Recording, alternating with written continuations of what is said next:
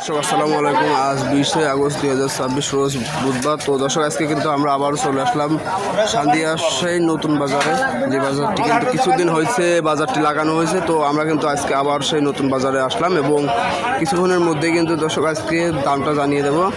আর বলে রাখি আজকের ভিডিওটা কিন্তু বেশি বড় হবে না, তো যারা দেখছেন তারা অবশ্যই লাইক করবেন এবং চ্যানেলটা কিন্তু অবশ্যই সাবস্ক্রাইব করবেন।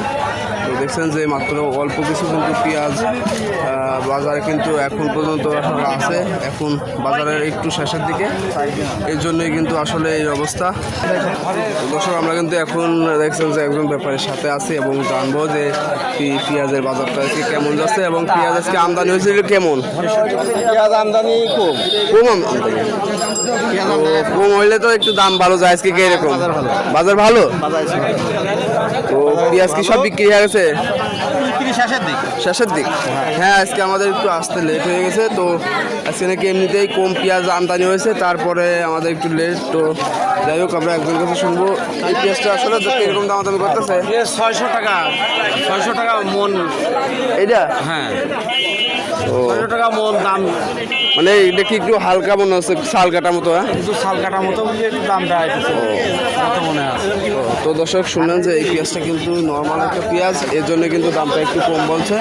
এবং আমরা কিন্তু ব্যাপারের কাছে শুনবো যে আজকের ভালো পেঁয়াজটা আসলে কেমন দামে বেঁচে কেনা হচ্ছে সেগুলো কিন্তু জানবো।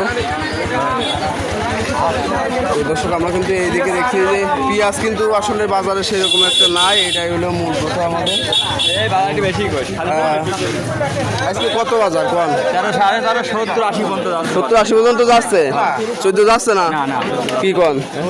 এই তো কাতলাকের সমান উঠতে পারলো না আজকে। আর সুখসাগর কত যাচ্ছে? সুখসাগর 1050।